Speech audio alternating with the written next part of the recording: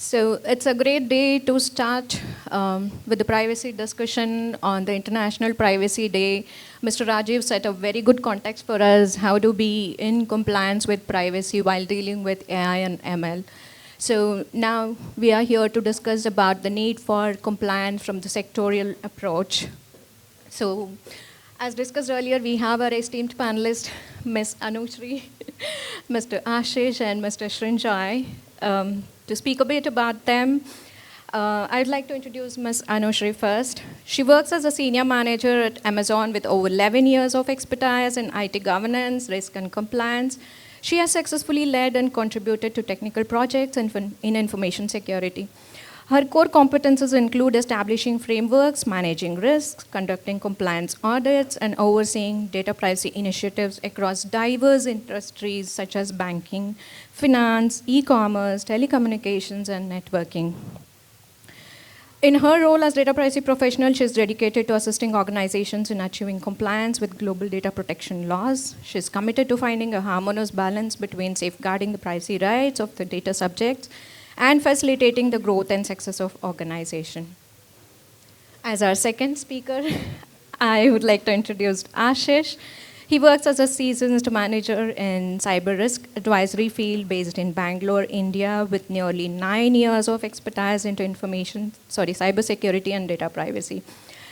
As an SME, he has successfully led diverse advisory initiatives globally specializing in cyber strategy, governance, and implementation of cyber and data privacy frameworks and conducting risk assessments.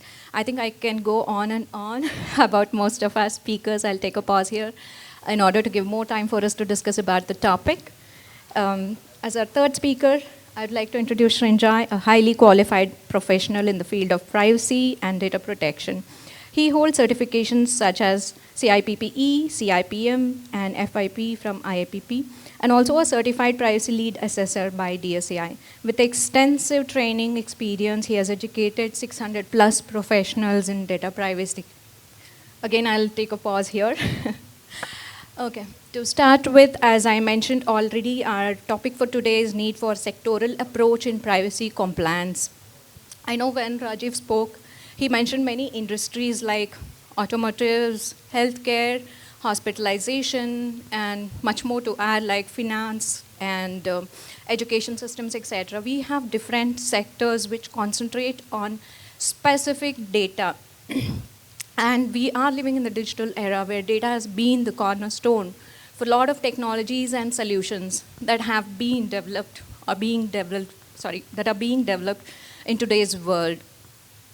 And we also know that there are a lot of global regulations such as GDPR in the European region, PIPL in China, again DPDPA in India, which are kind of global approach towards data privacy compliance. Having said that, we also know there are a lot of sectoral approach that are being taken towards compliance, such as FERPA, GLBA, PCI DSS, HIPAA with respect to healthcare industry, etc. So from healthcare organization to telecom industry to financial institutions, there are a lot of different types of data that each of these organizations deal with. So without further delay, let us try to understand the challenges of being compliant with this sectoral approach towards privacy, and what are the advantages and disadvantages involved in this, and how do we balance out the privacy compliance when we talk about different sectors like this, processing different type and sensitivity of the data. So as a first question, I'd like to direct this to Mr. Shrinjai. How does a sectoral approach to privacy compliance differ from a more generalized approach? Yeah. So if I look at the entire scheme of things, as you rightly put it, there are various perspectives of privacy all across. If you look at, you have the EU kind of thought process, you have the US kind of thought process, and you have the Asian thought process that is there. So when we are talking about sectorial laws, mostly the sectorial law concept comes into the US scheme of things, wherein you have the HIPAA, you have the GLBA for finance data, you have the COPA for children's data, and various other laws. Also, US looks at it from a state perspective. So every state has their own laws, has their own thought processes. Whereas in terms of EU, they look at it from a perspective of a generalized one standard, one law that will be there, which will guide the entire scheme of things.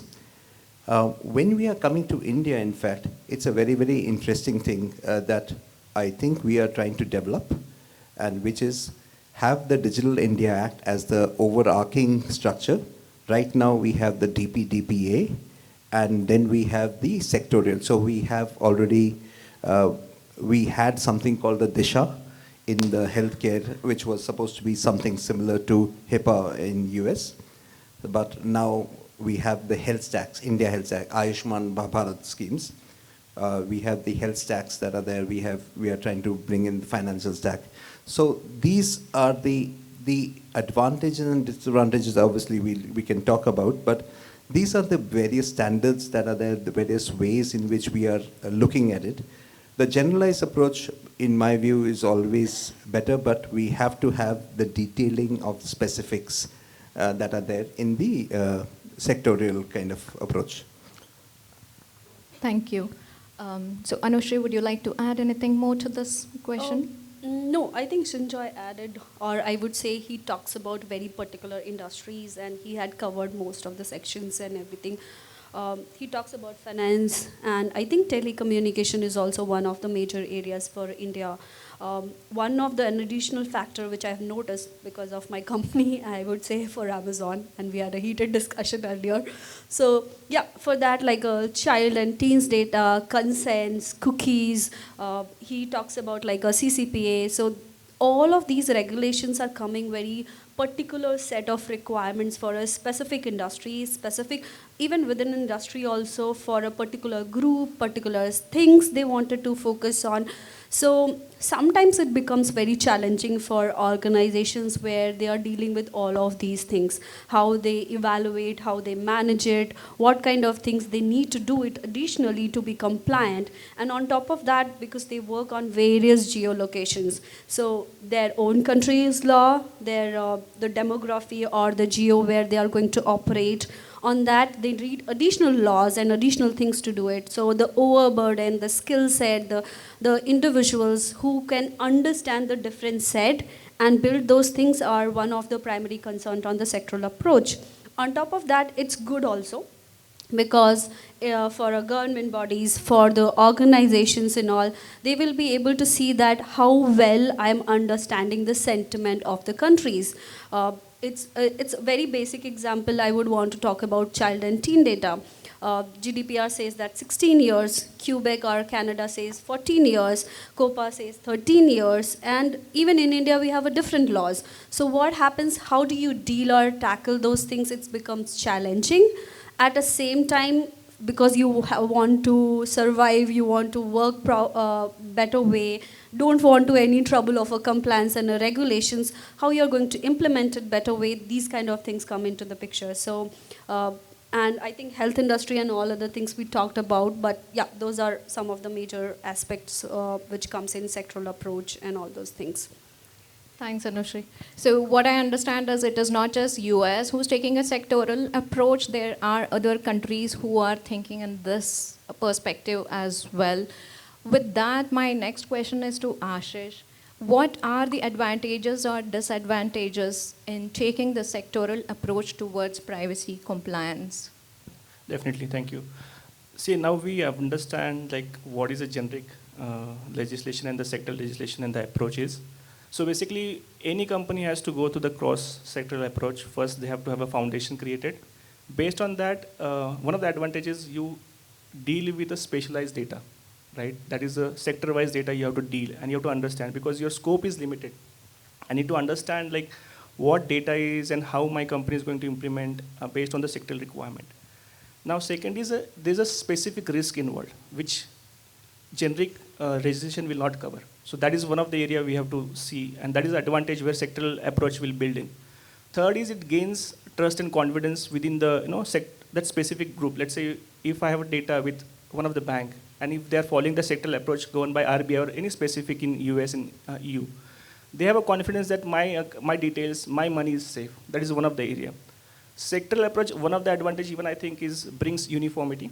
So in terms of uniformity, you see most of the same institute follow the same sectoral approach. So that's in the same level where you see. I think these are the 5 advantage which I think. Thank you. I like the last point that Ashish brought out. So many of the similar industries dealing with similar type of data, these industries professionals can also share the learnings that they have come across in being compliant. So that's a great point to be added. Thank you. The next question, again, I would like to go round robin basis. So it's to Srinjay. What role does technology play in facilitating a sectoral approach to privacy compliance? And are there specific tools or solutions that have proven effective based on your experience? So, see, technology can always not address every sectorial aspect that is there. That's one thing that we have to bear in mind. When it comes to pets or the privacy enhancing technologies that are there, various models and various tools will enhance that. So in my role, in my previous role as privacy compliance officer for Bioformis, which was into the healthcare industry, so one of the major things that we were doing over there is to look at various technologies to see which one enhances or supports the privacy dynamics that is there. And whereas we can always discuss there are various types of technologies that are there. There are homomorphic and all those anonymization, de-anonymization techniques that we can always talk about.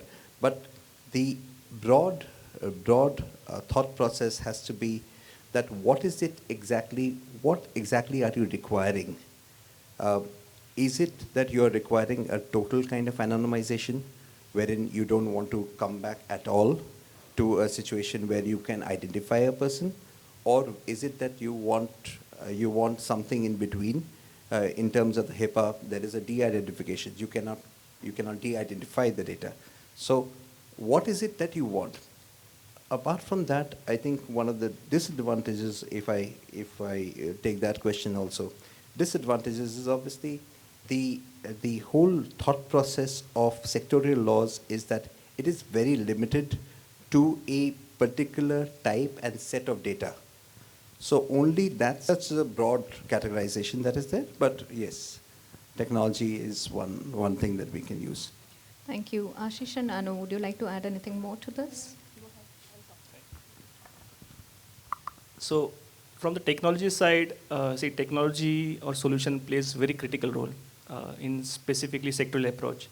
Now we have seen a lot of examples while previous slides where Rajiv talked about all smart things, either smart fridge, refrigerator, smart card, and so on. Even nowadays we are using smart watches, right? So in that also we have 2 categories, which is a basic smartwatch, other is having advanced smartwatch, which includes all kind of health related data and other details. So what kind of technology they're bringing in, biometrics and other AI specific tool to analytics, do history analysis of your what health related record. So that is one of the area where technology plays a crucial role. Apart from that, if you see, there are various technologies we see nowadays which is being used in health industry. Pacemaker is one of the example. So if I have to design a pacemaker or build a pacemaker, right, I have to follow a lot of norms, starting from the global regulations till country-wise regulations, till respect to privacy related regulations, and then telecommunication because it sends a radio signal. So these are some example of good technologies. Now AI is playing a vital role in this domain now. We have seen AI is nowadays, it's a buzzword nowadays. So AI is doing a lot of medicine analysis, doing kind of profile analysis. You might have seen advertisements nowadays called Orange Labs, right? What they do, they collect all your historic information, feed it to the AI tool, brings the profile for you and says, this is what your health status look like. So there's some example which technology is being very effective.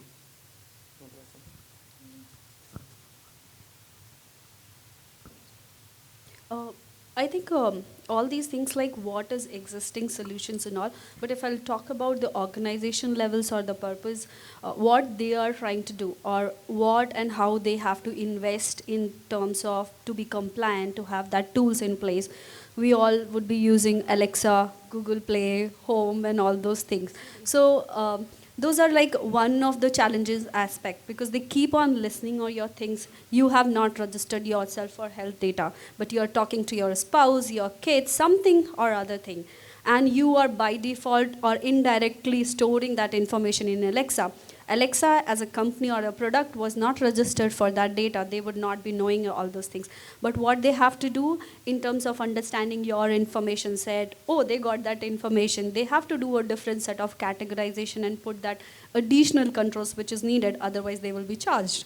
Or they have to do. So it applies to all the small set of companies, all big companies and everywhere. Because of this sectoral approach, they have to comply with all these things. We all use iPhone. We have a FaceTime, we go talk about everything. I'll tell you, FaceTime is not approved for HIPAA. So, like we use it, we haven't given a consent. We don't say that you can store it or you can do this. But I'm talking about as a general user because I'm not aware of that.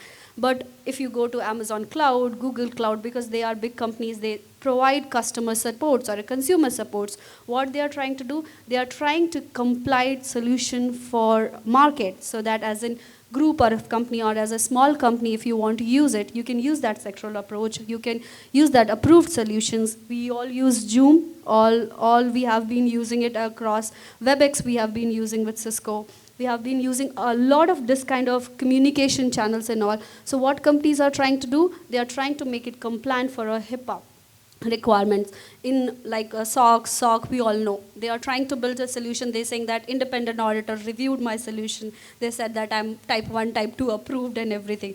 You go and use my solution. So this is a 1 or 2 way where you're collecting the information, it's approved. Now comes to your picture or your role. When you collected that information, how you are making sure that the tools, solutions, softwares, anything which you're using it, call it as a product, anything which you want to call it out, but how you're making sure that your solutions are approved and all, you need to make an investment.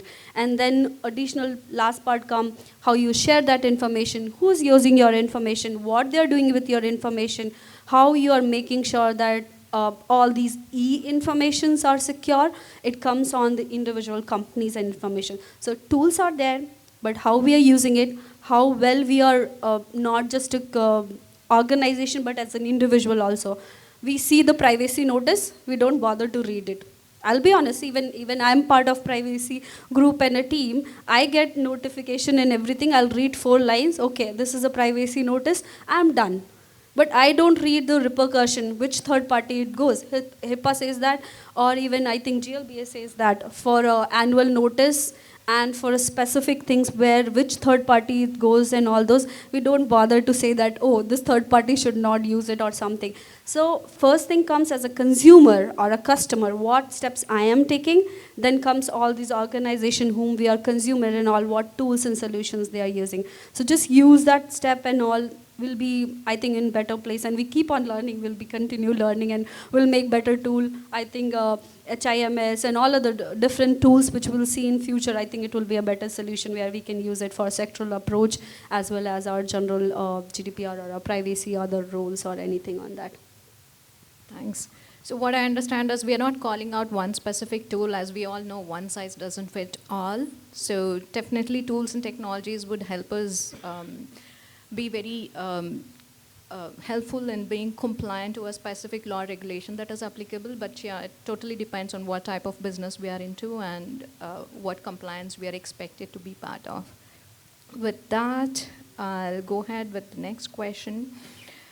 How can sectoral approach enhance collaboration and information sharing among organizations within the same industry, especially regarding privacy best practices? So, Shanjoy, would you like to go first?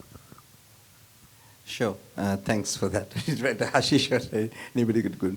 So I think one of the cornerstones of GDPR was code of conduct.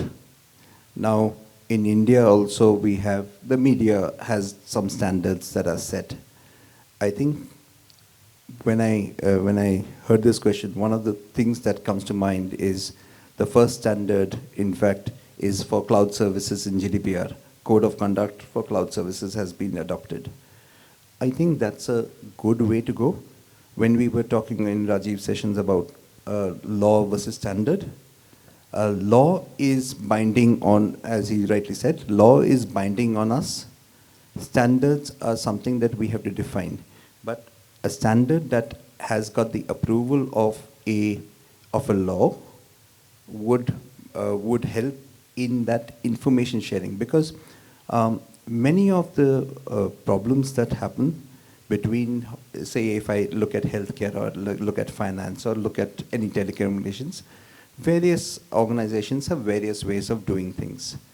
So we have to have one binding standard that is there, which will help any new player who is coming. Maybe I come out with a telecom tomorrow. So I should know what are the 10 things that I have to do as a sector, as an industry, as an organization. What do I have to do? Those 10 things that are there, and that will enhance the sharing, knowledge sharing. I think the government has come out with some open networks that are there, which are trying to enable that digitization. Thank you. No, definitely. Adding to Srijoy's point, there are a couple of ways we can see, and specific organizations come together is rightly said, like CSC is one of the examples. Similarly, collaboration is very important in that cases. Like we have seen a lot of other examples in different industries, like finance, we have seen PCIDS is one of the doing wonderful job. Apart from that, high tech is one of the in healthcare industry. So this is one of the area where we see a lot of collaboration happens.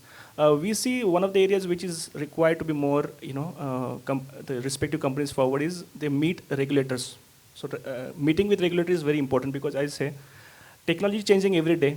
And if you don't update your sectoral law, I think you will lag behind, because now many of the sectoral laws, if they want to bring AI technology, that will not cover. So that kind of meetings also required to suggest the new opinions. That is also one of the area which we have to focus. And apart from that, there are other ways we can think is information gathering, like how we have sit together. Respective sectoral companies, they have their own forums where they'll come together, discuss, share the experience, share the solutions. You rightly said, like one of the example we can give is a sandbox environment. So multiple companies come together, build a product in sandbox environment. So that is one of the areas where see, a lot of collaborations happens. I know you have anything to add more? Nothing much, only very small point. One thing which I found missing always is like to know there is a law existing. Every other geo where I'm operating, I have a very small number of folks working, or I am processing my data. I would not be knowing like what kind of law exists. I would be concerned about India, US, Canada, or major EU regions. I have company who works in Sri Lanka. I have in Arabic nations. Every day there is a new law being passed. So I need to understand. So there should be some solutions or some ways we go see that which law is coming. I know companies will say that you are not appointed officer to take an action on that or do something, but getting to know these kind of informations are very important. So how to subscribe to that information, how to bring that to the right set of audience within organization so that these kind of things can be utilized is a very important thing. And I think I'm not sure how many of you heard of Lexology. I'm not promoting the product, but it's one of the very good solutions. You can go put comparison to the two laws, see the differences. Even you can see what is the new law is launched. They produce the articles, they provide their own opinions and everything. So first subscribe to that. Understand what is coming new, what is happening, even if it's not a law, what is basic thing is discussed around it. So what happens in these kind of privacy programs or a privacy groups, you will be able to understand, and then you will be able to take an action, and you will know that what new things are coming and all those. So this is one of the additional tools apart from how I'm handling my privacy. That's additional thing, but this is like how to learn where and what things being changed. That's the one thing I wanted to call out on that. Thank you. So sharing is caring. So as we all know, in 2018, GDPR made a lot of noise, and many of us in the same field, we were worried, how do we comply? Is this the right way to do it, to be in compliance? What does the DPO expect us to do? So as all others said, being in touch with the similar professionals and learning how things are done in their industry, and probably imbibing those learnings in our day-to-day work would definitely be helpful. So the next question is, what challenges do organizations encounter in implementing sectoral approach to privacy compliance, and how can these be overcome? I would direct this to Ashish first, since he's in the consulting domain for so long, being part of Deloitte, EY, etc. No, definitely, be it a cross-sectoral approach or even sectoral legislative approach, there are a lot of challenges we face, as we rightly said, like when GDPR introduced, we were of thinking how we are going to implement, but I think we are more compliant now. Specifically in sectoral challenge, let's put in the three sectors, three buckets: people, process, technology. From the people side, I think a lot of things, when new sectoral approach comes, we find there's a skill set required, specific knowledge about that law is required. When it comes to process part, when you do the data mapping, you find it very hard. How? Because the scope is narrowed. There are various data discovery happens. We have to identify such data. That is one of the process we have to build upon. And in technology, sometimes when specifically our technology is outdated, that is one of the area where you have to, have your respective team member to work, infrastructure to be built according to that. So PCI DSS and other regulations you have seen, which requires separate set of technologies to be used. I think we have to have that kind of technology with us. Either of you want to add anything to it? So, yeah, sectorial specification, the sector-specific laws makes your compliance very narrow. But as an organization, you will never have only that set of data that is there. So you have to have a way in which what we typically call as the legal framework assessment. So you have to have the way to identify, first of all, whether GDPR is applying, whether HIPAA is applying, whether GLBA is applying, whether any of the sector-specific laws are applying. So once you have that boundary or the environment that is there, then you can club or bucket, as you rightly said, it into the categories of the data, do the data mapping analysis and do the categorization of what is the kind of data that you have in terms of the healthcare, what is the kind of information you have for finance, etc., etc. And so the whole dynamic.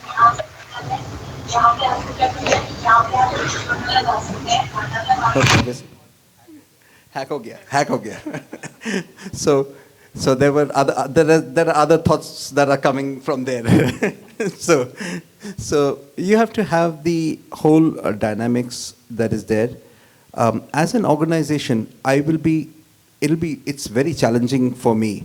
So when I was building up the GDPR, I was building it up for Genpact. One of the major problems that was there, Genpact is an outsourcing company which is into many things that are there. So where is the data? That's the first question that I start asking and trying to figure out. Okay, these are the buckets of data. And believe it or not, 2 years, 2016 to 2018, that was the cooling off period, was barely enough or not enough for full compliance. So even from and time is going to be, even in the DPDPA, time is going to be a very, very important factor, because what we are hearing is they're not going to give time. So 6 months to 1 year's time they'll give, which is perhaps for organizations that are already on the journey, maybe better, but for organizations that are just starting up, it's going to be very challenging. But I think that's where, as an organization, we have to look at, as organizations, as representatives of organizations, we have to look at it from that point of view as to how do we get to that compliance, whether at the sector level or at the general level. Just broad thoughts. Thank you. Would you like to add anything, ma'am? I think not much. Everything is in terms of identification of data, what to do with that data, how we are storing, what we'll do, and everything processing. Everything Shinjoy covered very well. Uh, Point comes like the challenges for the companies or even small scale companies which is in there, how well they are going to, how much money they are going to spend, or what kind of resources and how they are going to do all those things. It's become very challenging. Okay, we all the time, and I think I took example of Alexa earlier, and I was talking about consent and cookie. We all like see in Amazon as a big company, enough resources, enough money, and everything. Point is that even they face challenge, like how as early as to be compliant with that, so that none coming and seeing that, oh, Amazon's name is there, just go bombard and see those things. So what happened, like I was giving example of the consent of age. Quebec law was consent age 13, they increase it 14. Okay, I have to just take one set of the data out of that whole discussion and change the consent years and everything. It requires like, I'll talk about FinOps and FinTech, that's a vertical I have. And there they include all the cloud information, they have their payment information, they have their health information, all those verticals they have information. But identifying just that very small set of data, I'm talking about only one small piece of regulation required, how much efforts and time they need to spend it from scratch, from one bottom to another bottom, like a 5,000 and 6,000 applications I'm talking, or services. Apart from that, where additional part is stored, I'm not talking about that. It requires so much effort. So just because we are GDPR compliant, so it become easier because I have the categorization, I have the information. But doing that small portion, additional, I'm spending 6 months time to doing this, to be compliant, which I could have used to do additional compliance requirement, additional thing. So this is a challenge, which I'm talking about big companies. But if I see some startup companies and all, they don't even have resources, or they don't have things to pay to the people who come and do this job. They have a decentralized nature. We all just give them a random data. We go all the POS systems to shopping and everything. What do? We buy from a small business and a household. What do? We give them email ID. We give them all other information. They need to be compliant with the finance because they have there some additional things where they are making the payments or UPIs. So they have to do, even though they are not doing a direct UPIs, but they have to be compliant. They have to follow a lot of things because they are storing some of the things. They are not storing your CVV number, but they are having some card numbers. They have your transaction numbers. Anything which they have to way to track you, and you would be able to identify in some 2 or 3, just checking for additional portions and everything. So what happened, it becomes very, very challenging for them. So we need to see how we can do a better job, or government or other places, how it can be provided a better solutions and all those things, so these companies can adhere. But these are open question, open challenges. I don't have an answer, I'll be honest. I don't have a solution which I can say small scale business or a household business can use it and they will be compliant within a day. No, it's not there. So training them, teaching them, providing them solutions, how we can do a better job, that's dependent on all of us. And that's the biggest challenge of sectoral approach or any kind of privacy or any other thing which we are bringing into the solutions, or a financial, telecommunication, anything on that direction as well. Thank you. So to summarize this, what I have to say is the organization should know the 3 W's: what, where, and why. So what type of data you have, where do you store it, and why do you need that data? As long as you figure that out, you're halfway through towards your privacy compliance. So with that, with the interest of time, I would open up the podium for the questions from the audience. Do you? Sure.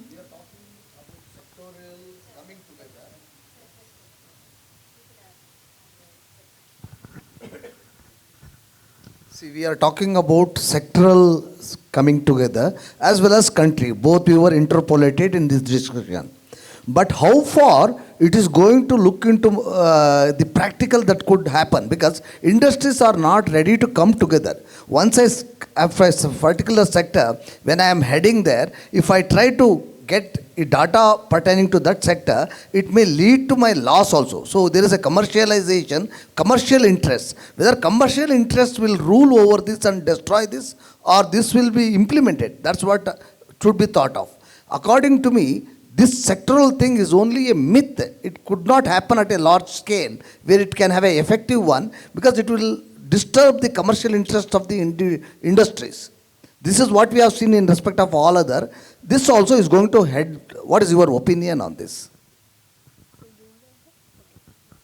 So, see, sir, the whole point is that we have to have the overarching law that is there, but when we are talking about sector specific, we have to have the details of, so if you look at, if you would have read the earlier versions of the Act, wherein we had the sensitive data, we had the critical data that was being defined. Now, what was that? That was actually in talking in terms of sector-specific guidances that are there. Where, see, if I'm healthcare, finance, I would say healthcare, finance, children's data. They are the key aspects that are there wherein we need a sector-specific law to go more into detail, to give guidances to organizations, to give guidances to how we can comply with it, what additional things we need to do to comply with it. And they, in this present act, they are going to be the data fiduciaries, which will be called as the significant data fiduciary. And their compliance and the impetus on them to comply with certain guidances will be much more. So I think as a country, we have to wait and watch as to let the act evolve, let the rules evolve, and then we can, then the courts itself will take charge of it and give jurisprudence. Yeah. I wanted to add one point on that. Even though we say that there was no law existing for us, we will call out privacy laws and all those things which we had, IT Act and all. First of all, for India, companies like India, where everybody wants to do investment, want to come and all, we wanted something to be in place. And I think that's what Shinjoy was saying, that we have to wait and watch what is happening and what's coming. Very basic example, as an individual, I'll take it. I'm fine to give somebody my name and my email address. What they will do, this is my personal information, what they will do. They will send me email, they will do something, I have other ways to block or do something. I'm just talking about that perspective. But somebody is using my health information, somebody is using my child's data, they are doing something about that information, or they are using my financial things to manipulate me or put me in something, a fraud situation, it's my mental and physical harassment. All those things become a sectoral approach. Even though we try or we don't try it, we say that it's very difficult to implement and all, but we should start thinking first as an individual, how it impacts to us. Why is it become so critical? Why is it important to understand those things? Why is it additional controls needed on those areas? Because it has a very high impact. We all are risk professionals. Before privacy, I would say, nobody was born here as a privacy professionals. We all always calculate our risk with the probability or the impact. So everything in these terms also goes into that narrative. Once I'm not calculating that, every privacy laws and everything, it's in general approach. If I'll put everything into the same category, then what is the difference?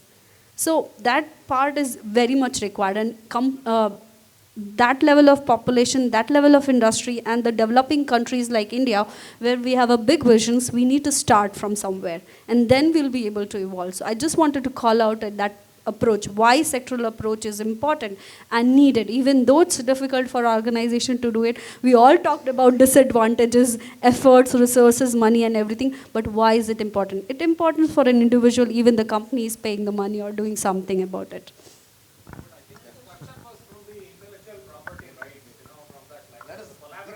No, sir. It's a totally different area, sir. We were not taught at all talking about it. Already, you have PCI DSS and I trust CSM, right? So they have collaborated. The industry, Question was not that, don't worry. it is not Sir, to try to put some thoughts here, so no question, straightforward answer to it. As everybody were indicating, we are all trying to attempt. So today, one thing we need to be understanding, the technologies are evolving, which is very dynamic, okay? Irrespective of your nature of a business or sector or industry. So you have to adopt the technology to be competitive on that one. When you are trying to be ahead of your technology, how you can control your systems and internal process or creating awareness to the team or a stakeholder who are involved in it, it's easy to bring it out with the sector specific, right? So the thought process comes is, if you are talking to the fintech company, so it's easy, they can understand what kind of information which comes in. The definitions or classifications are completely different. Okay, every country they have a classification. Today, India, it doesn't classify. All will be considered as personal data. So how do you filter your data? Governance comes in. Or when you are trying to implement your technology standards and reasonable measures, I think that's where these sector-specific controls will be able to establish. One. And the second angle to it is reporting. If you would like to analyze your data either within your system or reporting to an external regulators or agency, it can be very easy to come down within sector specific. The third is ownership, accountability, or in terms, sir, maybe expert in terms of the IP ownership or asset classification in terms of your own values considering in your books, or probably paying your tax aspect when you are defining what is asset, how that will be calculated. I think these are all the different aspects to be factored when you are trying to go within sector. But always I recommend you should have a comprehensive holistic data which will govern your thumb principle, where organization has to have, yes, I do have. When you are getting into the niche product or services to every sector, you can bifurcate and segregate. Additionally, what I can build over that fundamentals which is required for me to strengthen the more controls. I think this is just my thoughts, sir.